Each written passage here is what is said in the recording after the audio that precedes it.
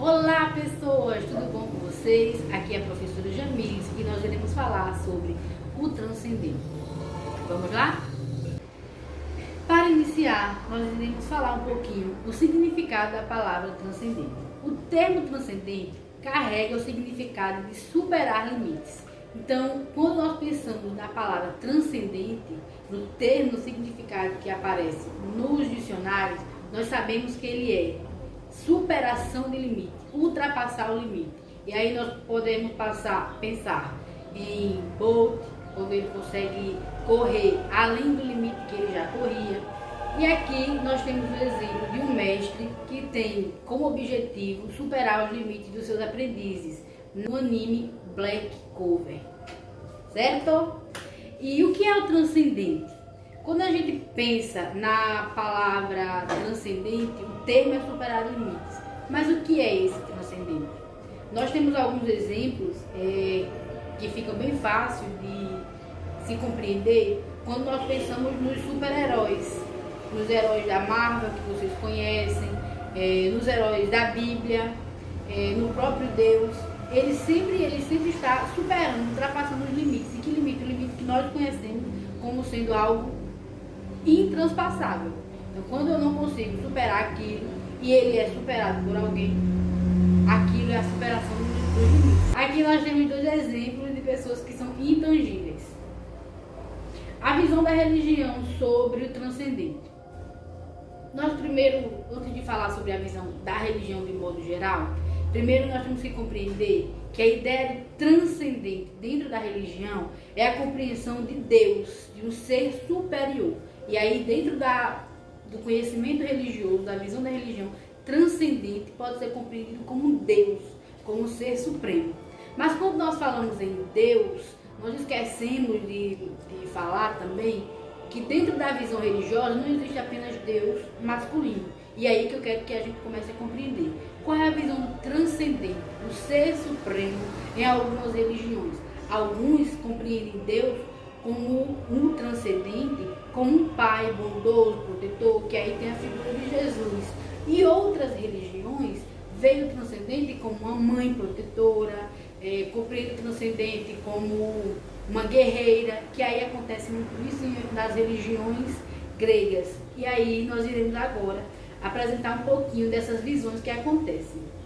Nós temos aqui 3 exemplos da ideia, da compreensão que algumas culturas têm de divindades.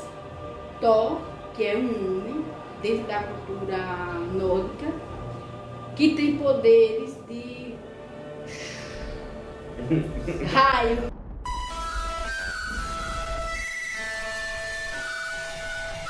que tem poderes de raio, que ele comanda e organiza, e aquela coisa toda que vocês conhecem, que aparece também em filmes.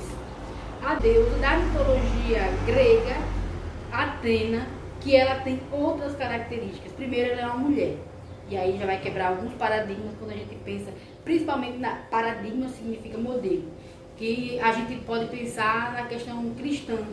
A religião cristã, nós não temos deuses femininos. Nós podemos até compreender Nossa Senhora, a mãe de Jesus, como alguém que pode contribuir para interceder por nós.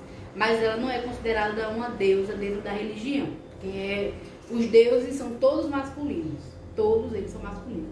E já na religião grega, nós temos aqui um modelo, um exemplo, de uma mulher, que ela é deusa da justiça, da sabedoria, das artes. Então, a figura, a compreensão, a visão de Deus dentro dessas duas religiões já vai ser diferente. Mas dentro da religião nórdica não tem deusas femininas?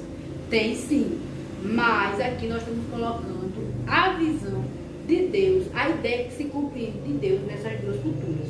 E ao lado tem o Deus Anubis, que ele tem por uma parte humana e uma parte de animal. E aí é interessante perceber, compreenda que dentro da cultura nórdica e da cultura grega, os deuses, eles têm características únicas e exclusivamente humanas. Os deuses, os semideuses, os ciclopes e outros, vai ter algumas outras características, mas os deuses têm características humanas.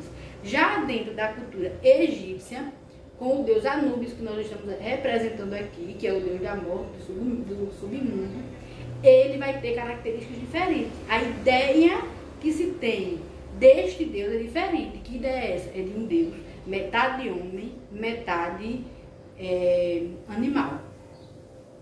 E hoje nós trazemos também uma ideia atual dos deuses, né?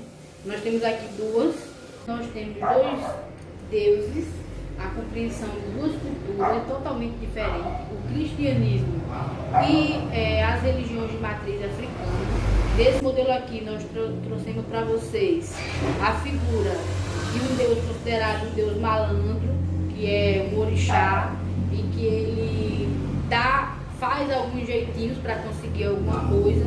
E do outro lado temos a compreensão de um Deus que cuida, um Deus que guarda, um Deus que protege, um Deus que é um pai, diferente da ideia que as religiões africanas, pensando na perspectiva do Candomblé e Umbanda, sobre Deus. A diferença é bem considerável. Esse rapazinho aqui, ele não é considerado um pai, mas ele ajuda e contribui com algumas coisas que eu posso pedir se ele for o meu orixá. E é isso, muito obrigada, tchau e bênção.